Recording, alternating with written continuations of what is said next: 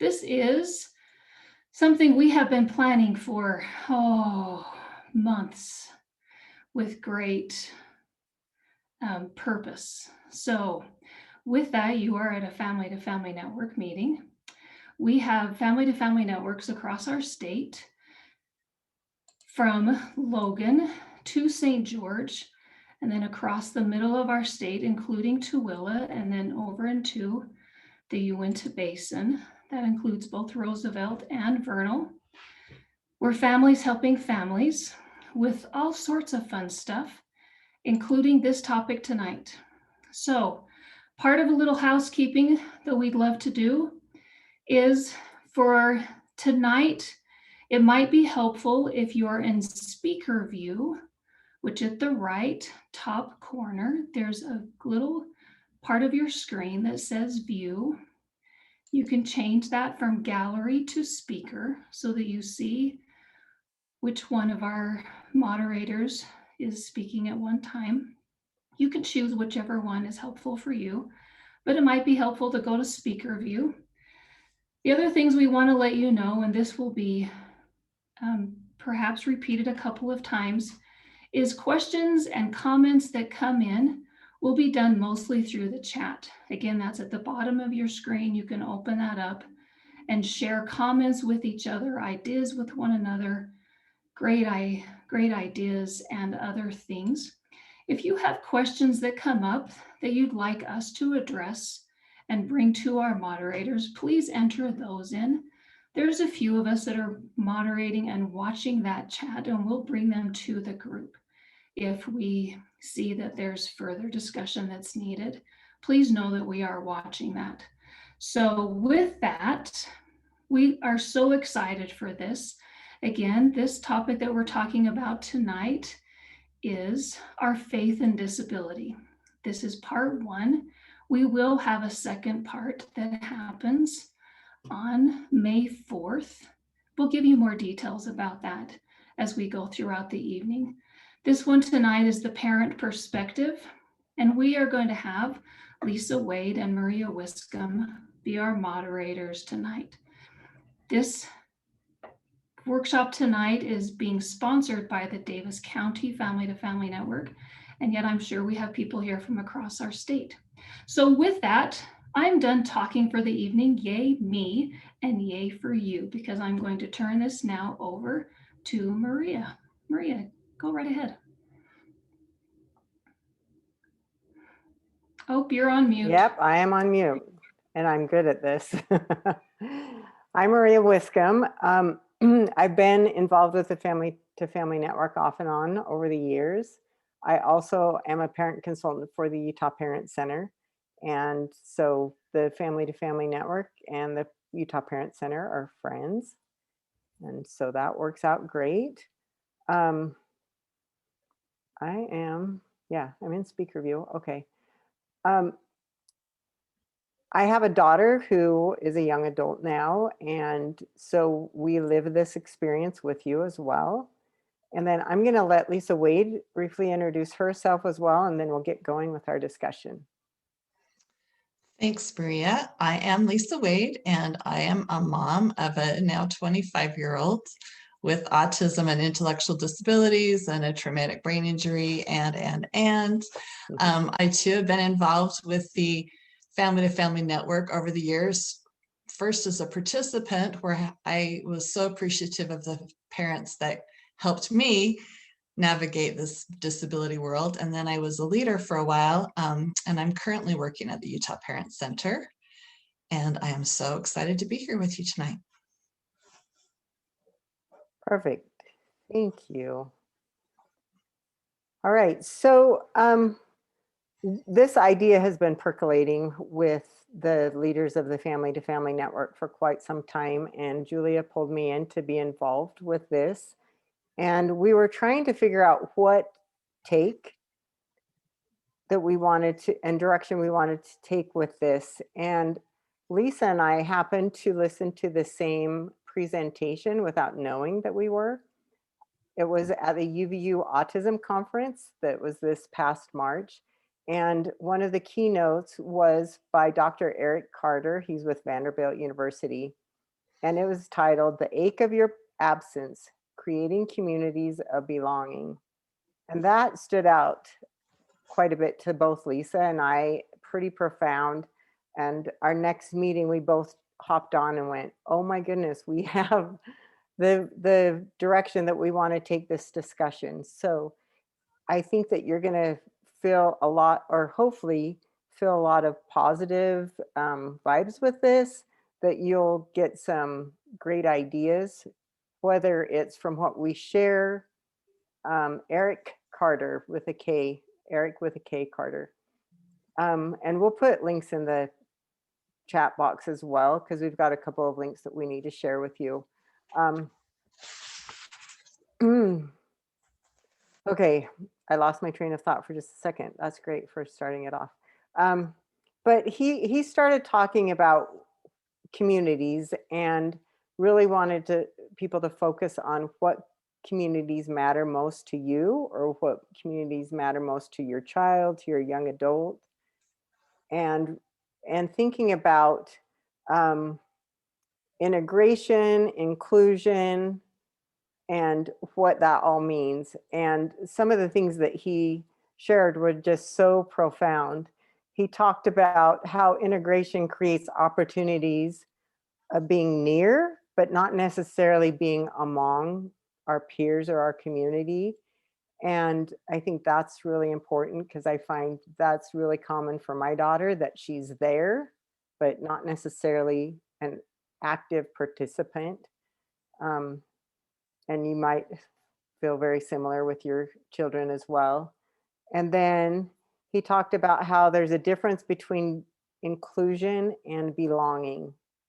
And we want to talk about that as well. The differences, well, not so much the difference of inclusion, but actually what it means to belong.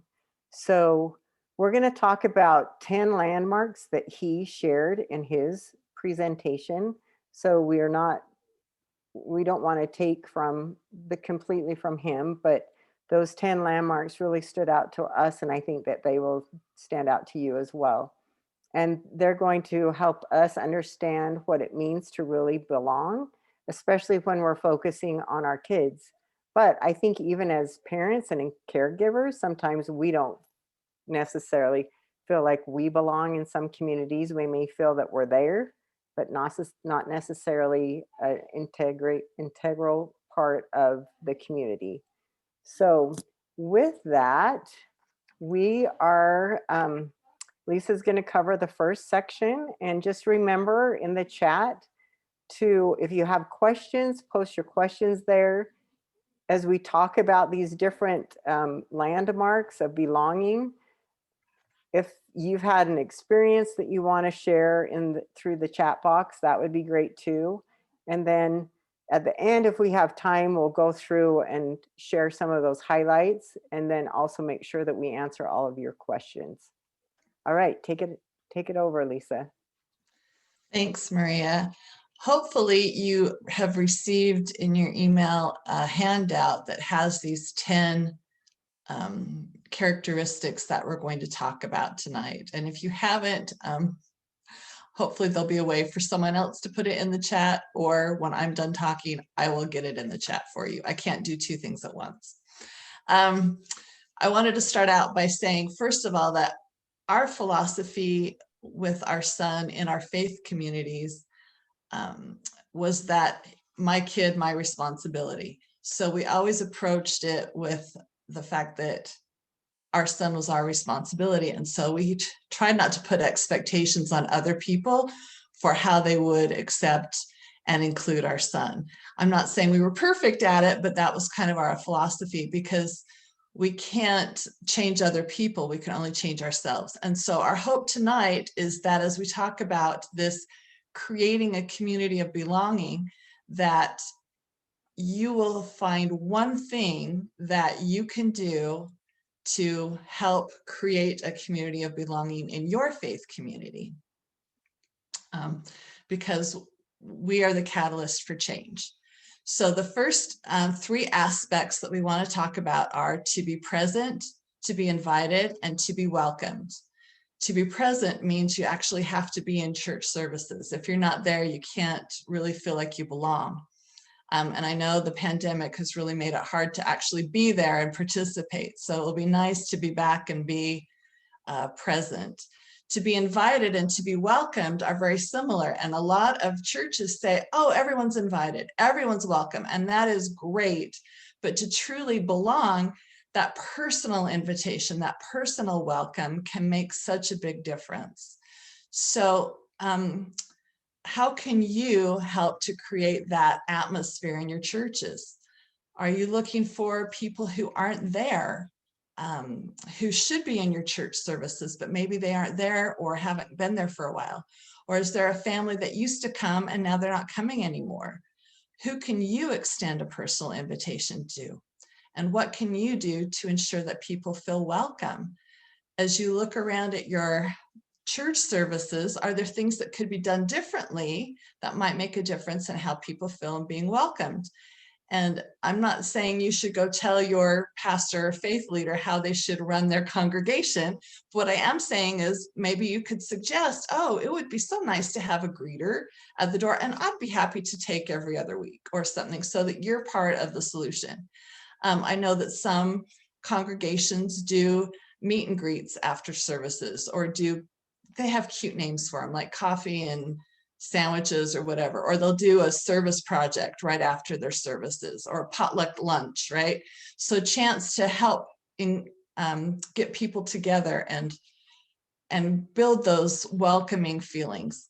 So I would love for you to share with us in the chat some ways that you have had in your faith community that have helped you to feel welcome and invited.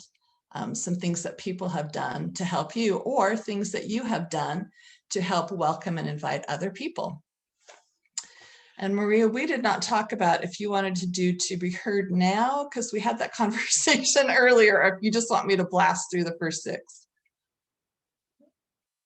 You want to do this to be heard? Yeah, let me do to be heard, because I think it fits nicely before the next section. So, all right. So the next topic, obviously, is to be heard. And a slogan that you hear quite often with in the disability community, you might hear it other places as well, is nothing about us without us. And that's huge. There's a lot of self-advocates out there that do a great job in representing the disability community. My daughter is pretty much nonverbal, so she doesn't have that actual voice. And so when I think about her being heard, it's me that needs to help her be heard. And so as families, we also need to advocate with our communities to help make sure that the voices of our family members or those that we care for are being heard. And the important thing is are their preferences and perspectives being heard? Are they being sought out on important issues that matter? And that can be tricky, especially if you're working with someone that is nonverbal or has a hard time expressing their interests. But some of the examples and things that I've thought of when I think about the importance of being heard comes 2 different ways. One from the perspective of my daughter, and then the perspective as her caregiver. So from my perspective. But one of the things are thinking about are the services, the rituals, the projects that are they done for these individuals with a disability, or are they done with the individual with a disability? And we had an experience in our religious setting where something was done for my daughter. And the people that did it were super excited, and I think it really touched them. But when it was a surprise to me. I wasn't brought in on the discussion for it. And when I found out about it, it broke my heart.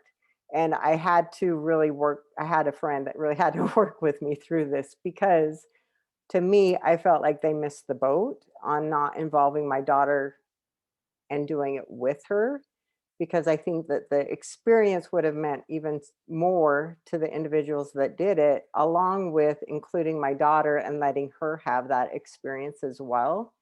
So the thing that I had to learn from that was, number one, they did the best they knew how with the information that they had, right? But number two, I need to be a better advocate for my daughter and making sure that she's included in different projects and services and activities so that she gets that experience as well as that sense of belonging. And then the individuals that are participating with her also have that experience of not just doing it for, but also knowing how to involve her and help her belong, be truly a part of their group, of their community. Another thought is what is being done formally as well as informally to seek the voices of people. So, we can go around and have people raise their hands or offer suggestions, but are we really looking at um, body language or subtleties that will be maybe communicated, but not in the typical way? And I think that probably makes sense for most of you, since a lot of our young adults, our children communicate with much better, mine does, with body language than with words. So, and then another, and it kind of goes back to the situation that I just shared, was don't assume that others know what is best for yourself, your child, or your young adult. Don't be afraid to step in and advocate, including communicating, discussing, brainstorming with others to make sure that the voices of our young adults are being heard and that their needs are being addressed. So sometimes I know I just want it to be done for us. It would be nice to have someone just step up, take my daughter's hand and say, we're going and we want her to be involved. It's not as easy as that. So I do need to have a good discussion with whoever wants her to be involved, brainstorm ideas of how to best involve her, and advocate for her. So otherwise, it may not be a positive experience for anybody involved. So as much as we want people to step forward and offer, I think that happens quite a bit, but we still need to be a big part of that discussion. So if you have any experiences that you've had that you want to share in the discussion board, go ahead and share. And then again, at the end, we'll have an opportunity to add these discussions to the main discussion. So now Lisa is going to talk about being to be known, accepted, and supported. Maria, Yes. there's a question that has come through. Can I ask it? Yes. The question is, what are some examples of doing for versus with? I think that story triggered this question. Could you give an example of that? Do you want me to be detailed? Okay. For versus with. Thank Well, you. I think a lot of times people have really good hearts and they want to do something for someone because they have a disability, and they might feel sorry for them or just want to treat them special. And so they may just want to do something for them. Where with my daughter, I mean, she appreciates gifts, but she's such a people person that to her, that doesn't mean much to her. So to her, she would rather be involved instead of having someone, provide her a gift, a book, or make her something. Actually do something with her, sit down, read a book with her, play a game with her. And so, but they're not going to know unless I advocate or share that information with them and helping them understand that that's what means the most to her. Does that help? Kind of trigger some ideas? Thank you. Yeah. So we all Carolyn. like, I was gonna say, we all like to be needed, right? And my love language is not gifts. I do like gifts, but that's not my love language. My love language is quantity time, quality time, not quantity, both. I like a lot of time. A lot of But I quality time. don't, yeah, there we go. But, and I see that with my daughter as well. She could take or leave a gift, but a gesture and spending time with you means a whole lot more. So, and that might not be the case for everybody else. Some people may not like to spend a lot of time with other people, but they're not going to know it unless we share that with them.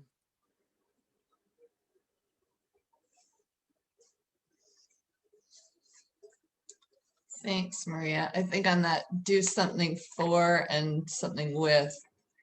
Someone shared, decorating your door versus taking the person to go decorate doors with you. It's a whole different thing. We had a bunch of teenagers that were trying to do a service project, and they spent an hour of a week in their summer working with my son and helping him, as opposed to doing a fundraiser and getting him a new trike or something. So it's that doing it for them as opposed to doing it with them and including them in. And again, everyone tends to benefit when we do it that way. Thank you for all of that discussion. So now we're going to talk about being known and being accepted and being supported.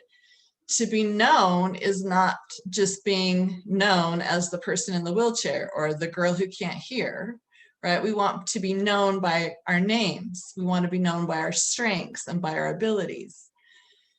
So keep that in mind when we think about being known. And do people know our kids? To be accepted is more than just being aware of someone, but to give them space in the group as an equal and valued member. We all want to be validated. We all want to be valued. So that's being accepted. And being supported can look very different for different people at different times.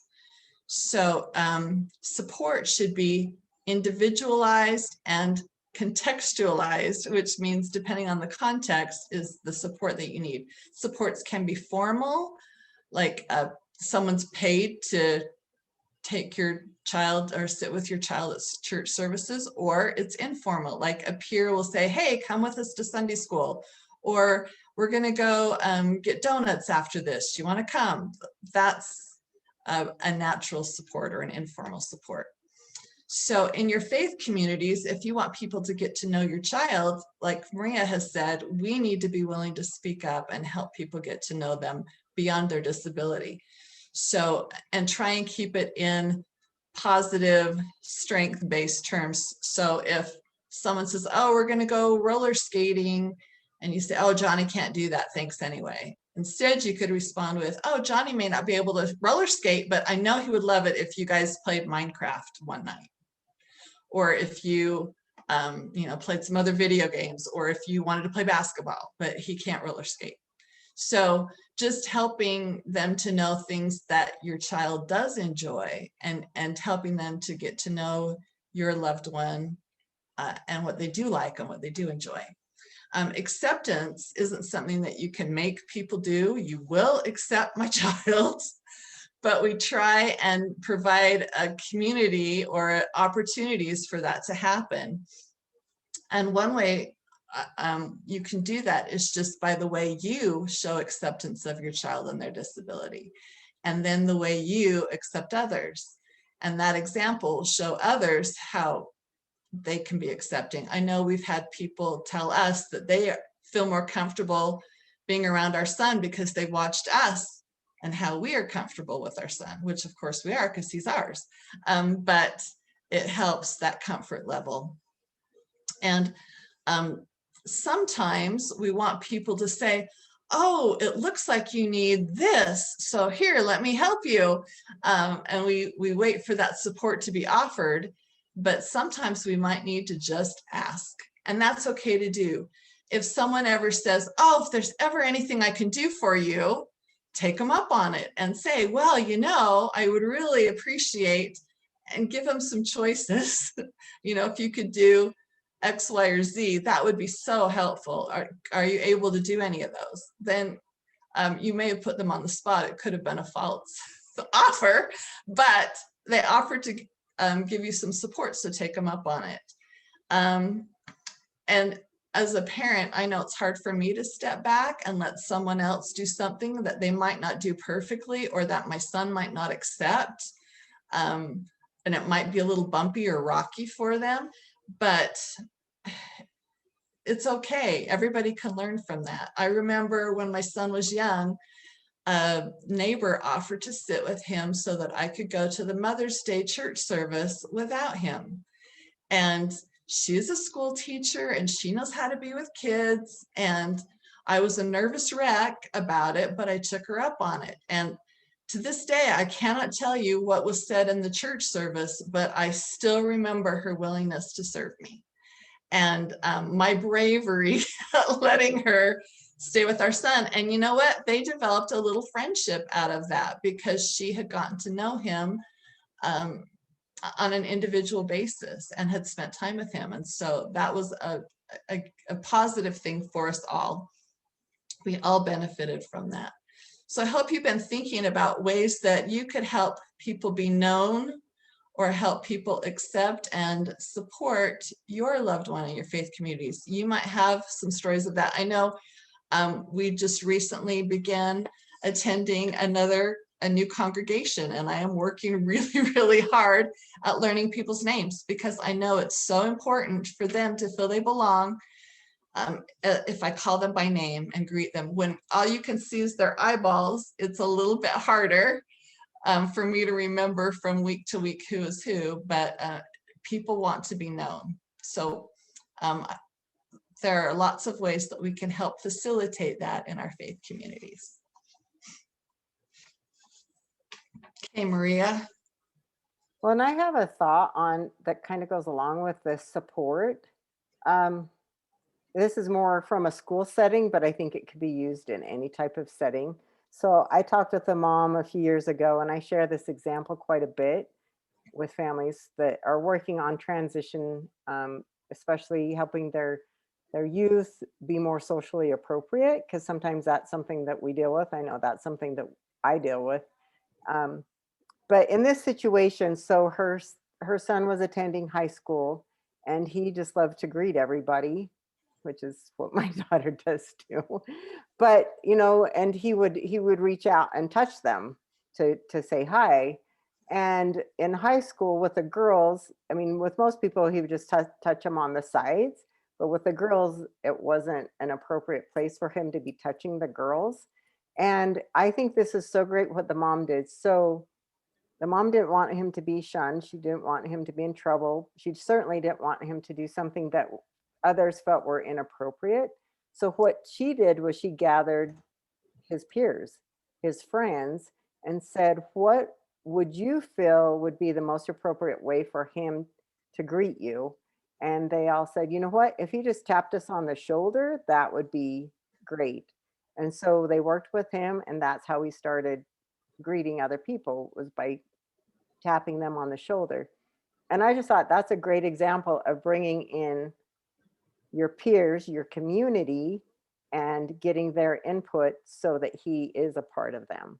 He really is a part and belongs. So I think that's an awesome example too. Smart mom. Yeah, I know, seriously. Julia, are there any questions that we should address right now, or? There is one question that we're starting to get a little bit feedback, but I'm wondering if we could look at that. It says, I'm always on the fence if I should be very open and talk honestly about my son's autism at church. I always feel like people are watching my son and myself really closely. Any advice on how to talk to a new group of people about or at church about his autism? So we have a couple of thoughts coming in. Wondering if you two have additional thoughts as people are responding to this question.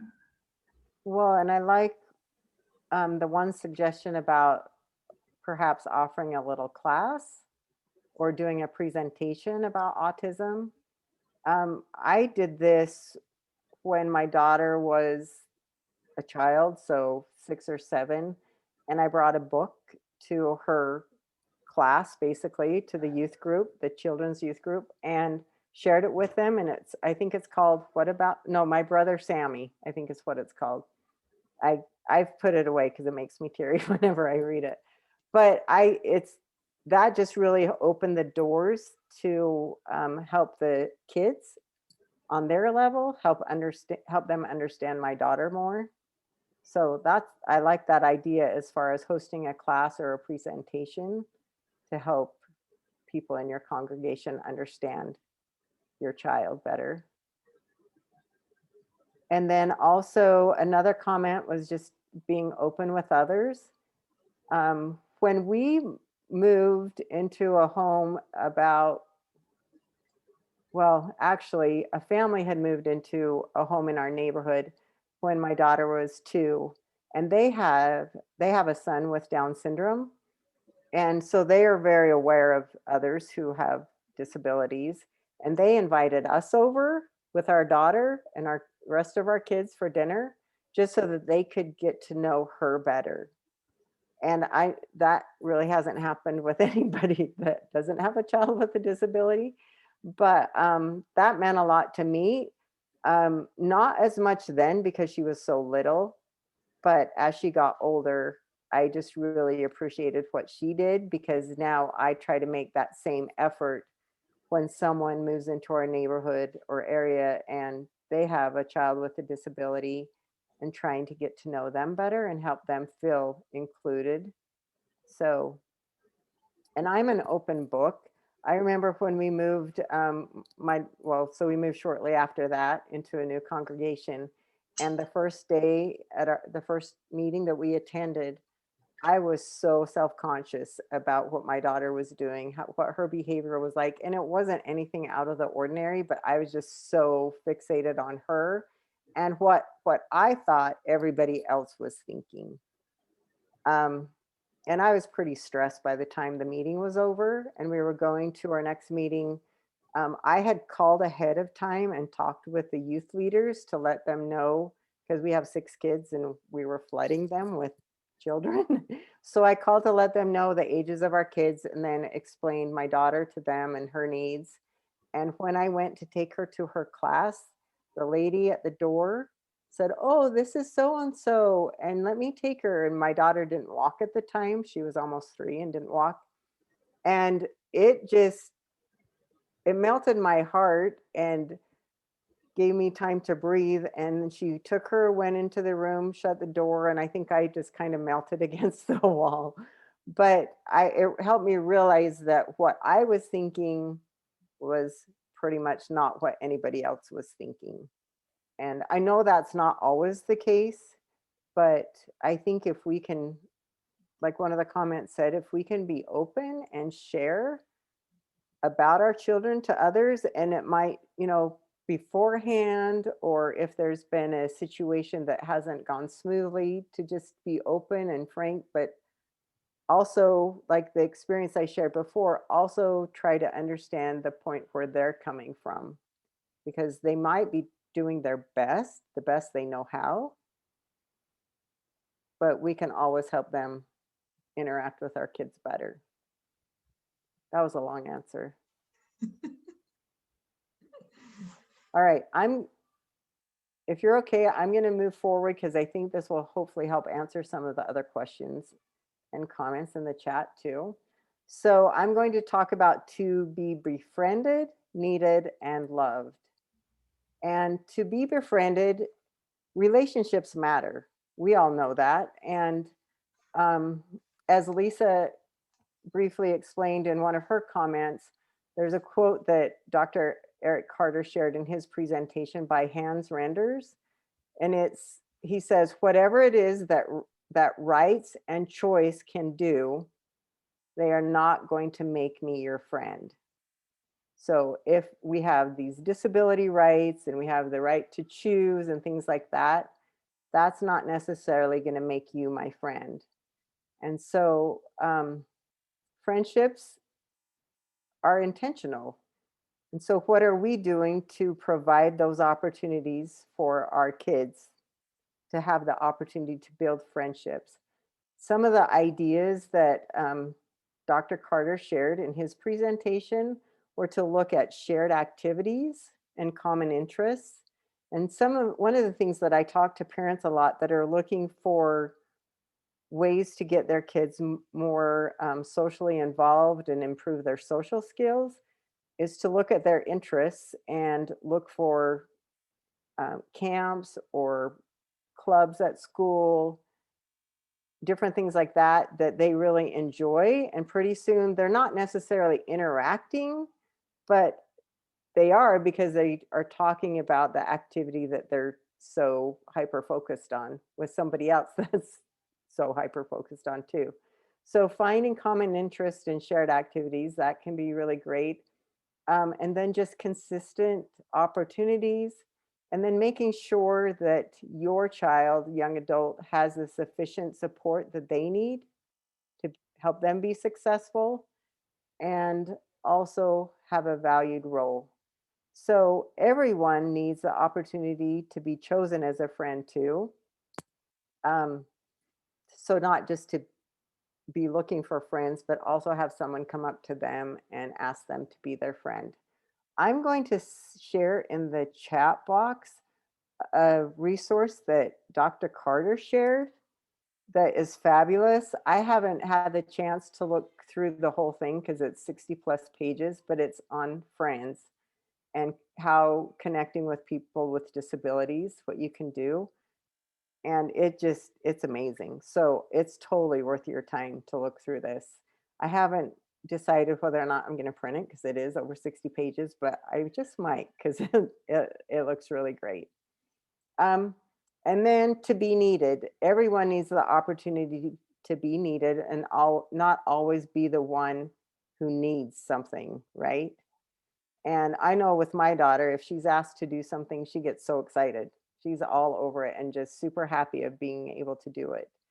Having the opportunity to serve others helps everyone feel important and needed. Often, like we've talked about, often our kids, people feel like they need to serve them, but which, I mean, is true, but can they serve them by helping them serve somebody else? I think so. So, and then really looking at, are their talents and contributions being recognized and used? So we talked about being greeters. One of my friends has said that my daughter would be the best greeter, which she would be. But the only problem is she would need someone to be with her so she wouldn't be wandering off with everybody she said hi to and greeted. But that if we honed in on her talents and her skills and interests, that would be a prime job or calling service opportunity for her to be a greeter because she has a smile for everybody. And if you really think about it, everybody needs a friend and an opportunity to serve. We all do. And if we have that, then we do feel valued. We really do feel valued, and it helps us feel like we truly do belong to that community. And then the third, to be loved.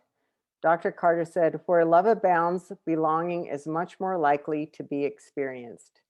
And I found that to be true. And even just to go back on her early life, we did a lot of early intervention. So we had therapists coming from early intervention, and then we also sought out private therapy as well. And so we had a lot of interaction with therapists. And it was really interesting because I knew that they all um, were trained and skilled, but some of them just got it and they just clicked with my daughter. And so because they clicked, they made so much more progress. And this is what this makes me think of is I think that they had that connection with her. And I don't know if they loved her, but maybe they did because they were so over the top with knowing her and working with her and understanding her that it really made a difference between them and then those that were just doing their job. So I really like that thought. So do we look at others as being valuable? Are they as valuable as anyone else? You know, do we look down on those that have a disability, not really bringing them up to the level of everybody else? And then are they loved by those around them?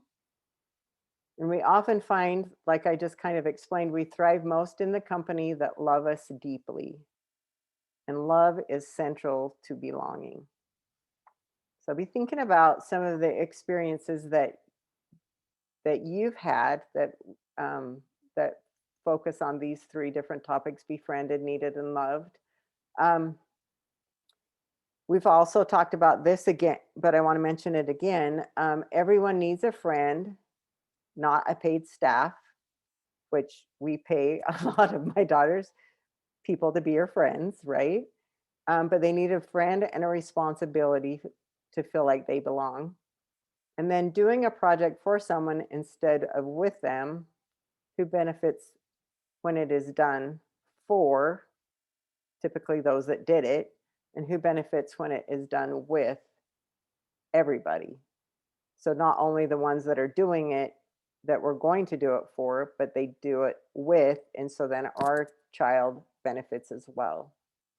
And then the more we do with people, the deeper our love grows for them. So I just thought that was an awesome group of items to, I like, we go back landmarks. It really, they stand out to me as landmarks because they're just crucial in all this of wanting to really truly belong and be a part of. So be thinking, I was gonna wrap up, but it's not my job to do that. So I'm gonna give it back to Lisa. You can keep going. Oh, now I already lost my train of thought. I just think that we want you to be able to take away, we don't want you to feel overwhelmed, and hopefully you don't feel overwhelmed.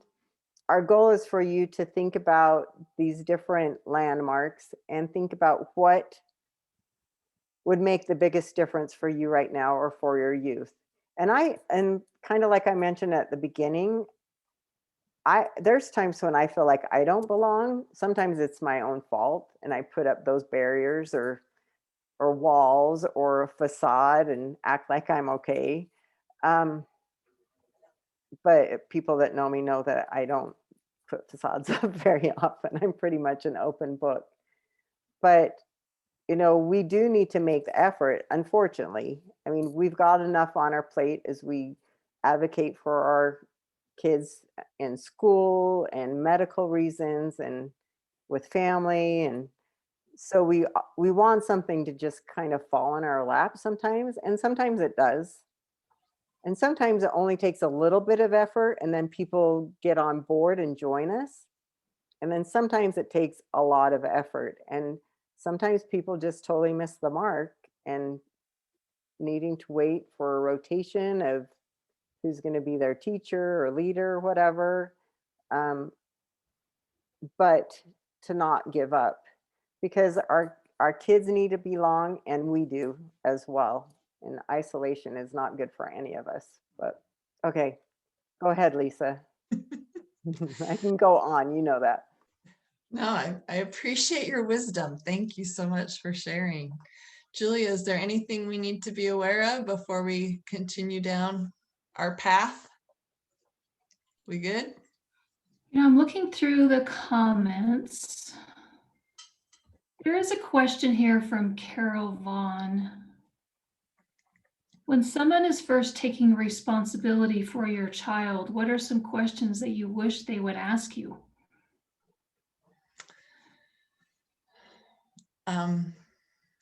Maria, unmute and then say. I know, I was going to say, that would be a good discussion in the chat box.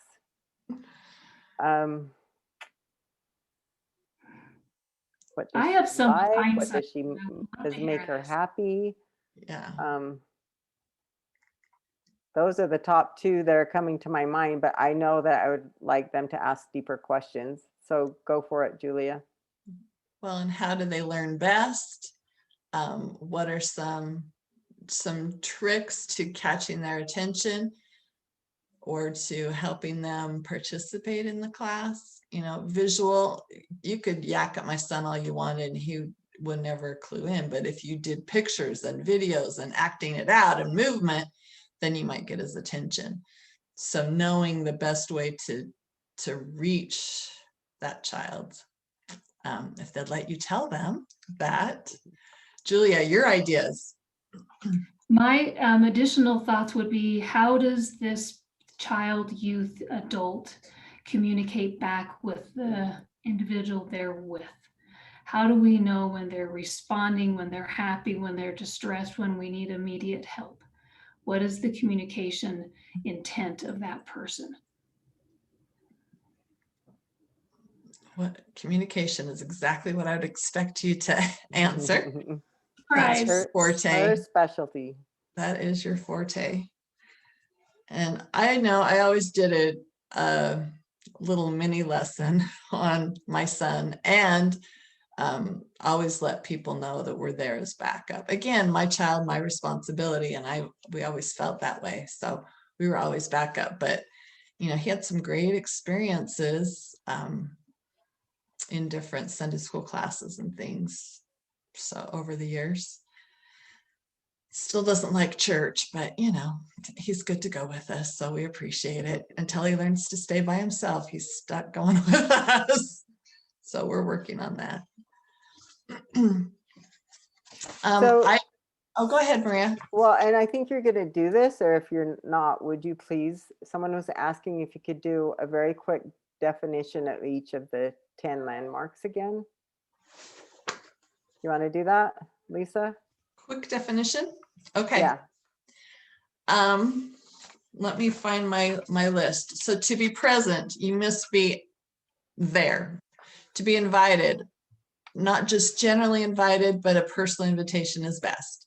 To be welcomed, again, everyone's welcome, very nice sentiment, but saying, welcome, Susie, or welcome, whatever, that's much better.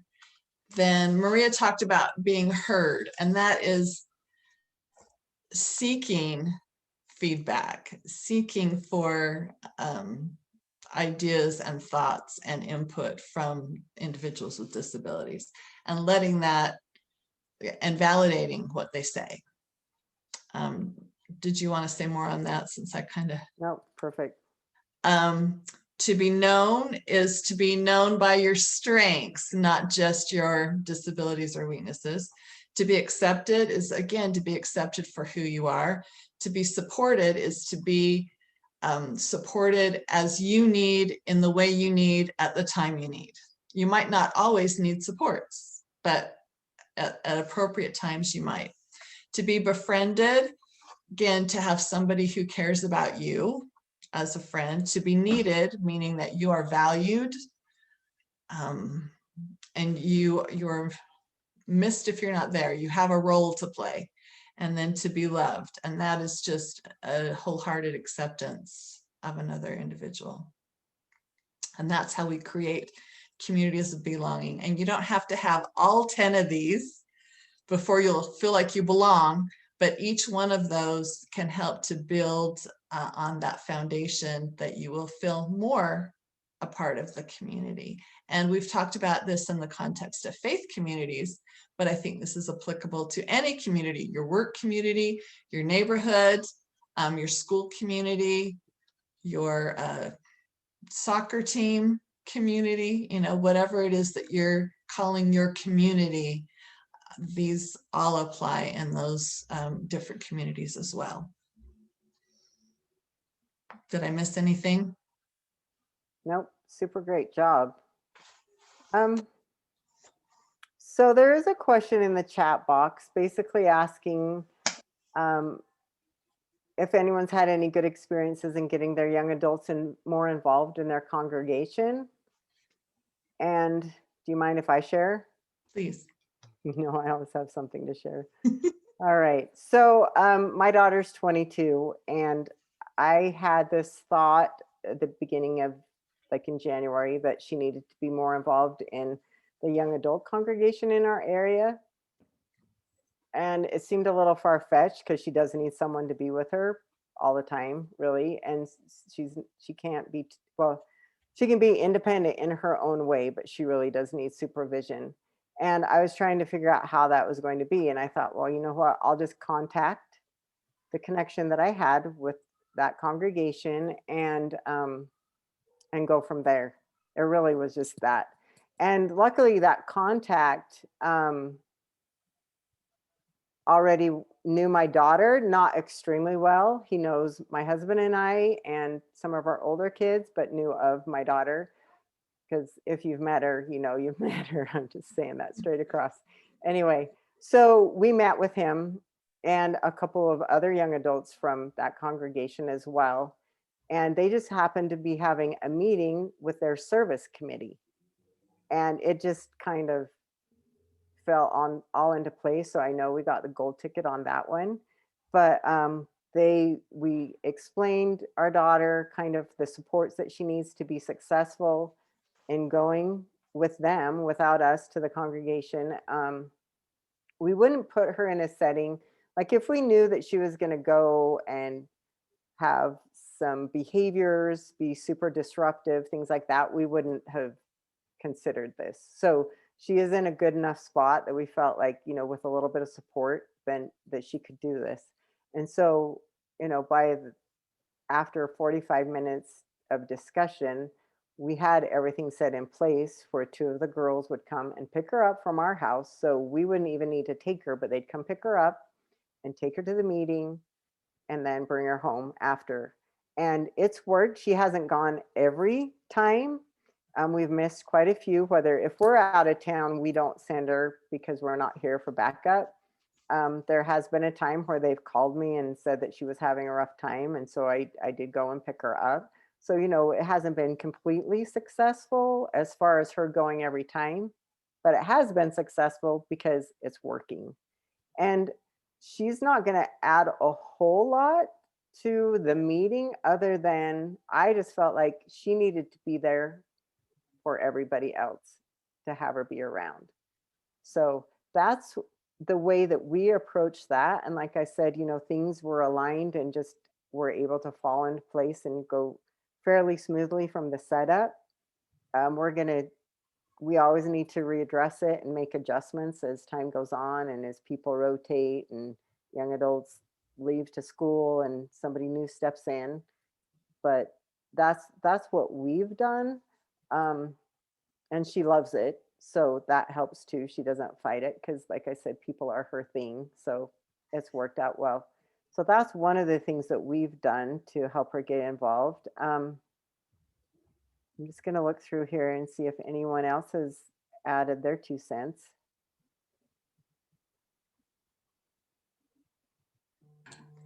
I appreciate Christine's comment up a little bit that says, I have always tried to remain calm when there is an issue and let them know that she may look fragile. She is a person and won't break. I like that sentiment. Thank you. Mhm. Thanks, Christine. Well, and I think another thing that I found super important and kind of hard for some people to get is that they need to treat her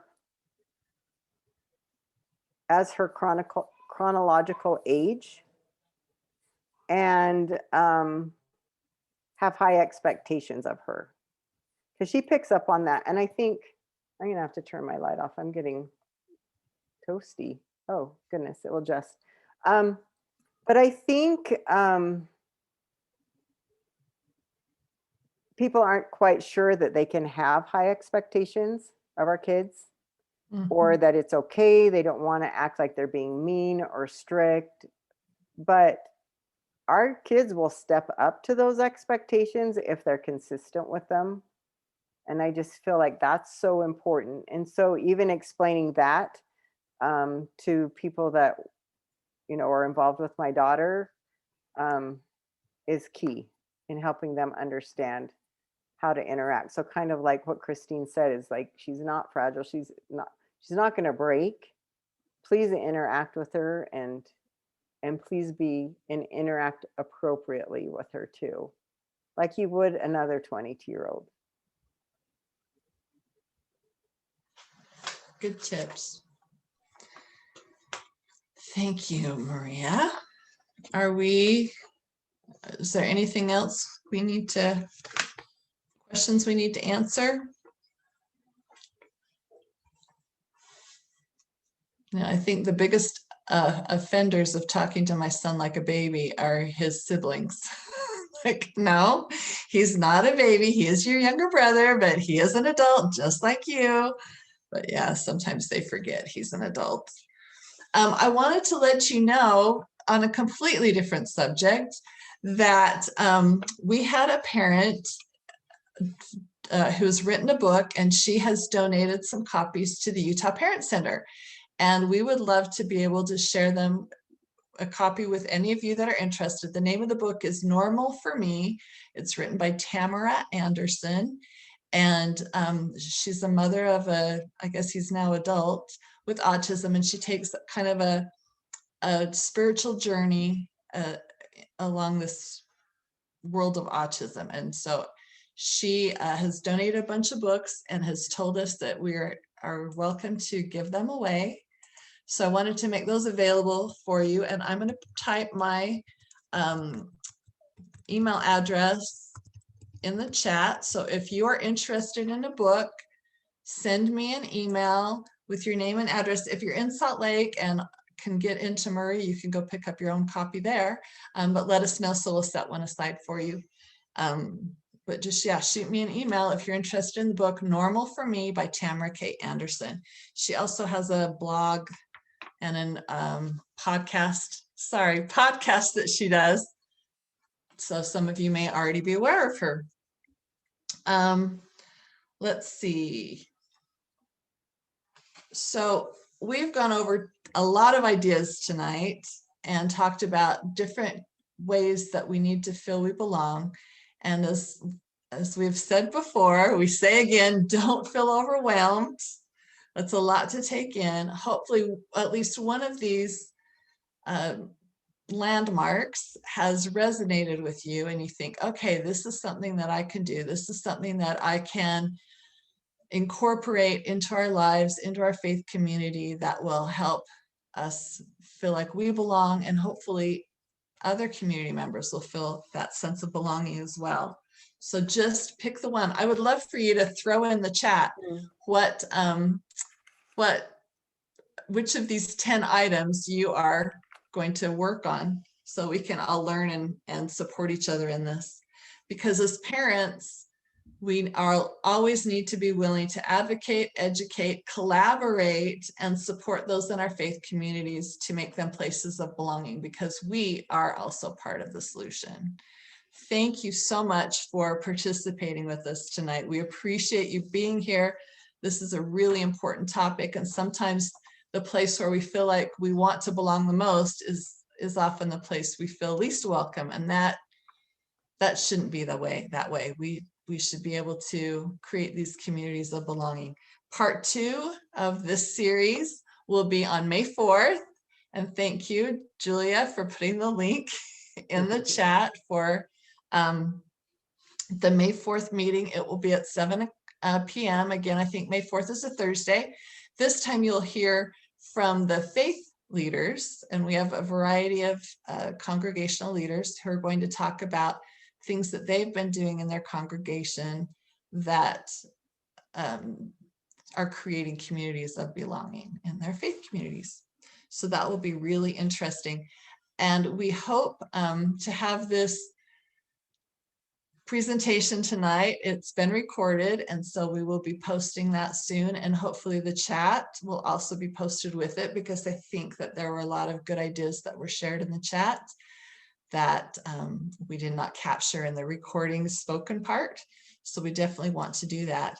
I'm hopeful. I see Michelle's question, did any faith leaders attend tonight? There were faith leaders that were invited. I don't know that they identified themselves in the chat, but they were definitely invited. So there very well could be faith leaders that have been listening. And you can always, when we get the recording up, you can always share it with whoever you want, so that they can learn from our discussion tonight as well. Yeah, that's the beauty of the recordings. I love this part of having to do things via Zoom, is because we can always use it as a reference and resource for others. So yeah, and please do register for the May 4th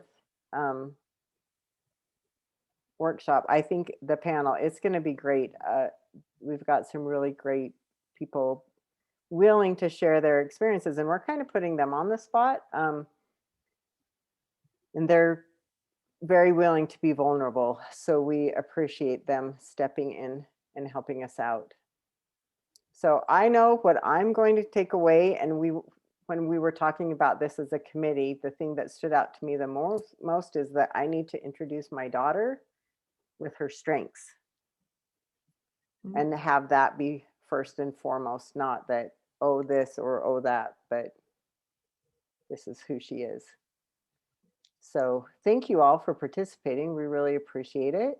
And I think we're done. Oh, yes. Okay. Please, quickly, I think this survey is 4 questions. Would you please fill out this survey? Oh, it's not, it's 6, but they're 6 super questions. easy. They're super easy. And this is so great because it really helps us with the content of our topics, as well as it helps us with our grants. So we always like to get the feedback from our participants. So if you don't mind taking a quick second to do that before you log off, and as you leave, have a wonderful rest of your Wednesday evening. Yeah, we will stay on for a few minutes and answer Yeah, if questions. there's any more comments or questions, yeah. And Julia, is there anything you need to say from the networks? Thank you so much for being here, everyone. This was an important start to this conversation. Again, our network leaders have been listening to conversations in our communities across the state and have been working to bring this together for about 9 months. So we appreciate you being here. Please share this when the recording comes out. Let's continue to have this conversation and find ways to find space and part in the community as we choose to be and want to be. So thank you for being here. If you want to know more about the Family to Family Networks, again, we're families helping families within communities, all ages, all disabilities, across our state. So please continue to come and reach out. Let us know what we can do for you. And thank you again for being here tonight. Have a great evening. I just saw our leader from Davis County put her contact into. Oh, awesome. Yeah, so if you're in Davis County, reach out to Karen. Well, and I think, Julie, you want to stop the recording? If anybody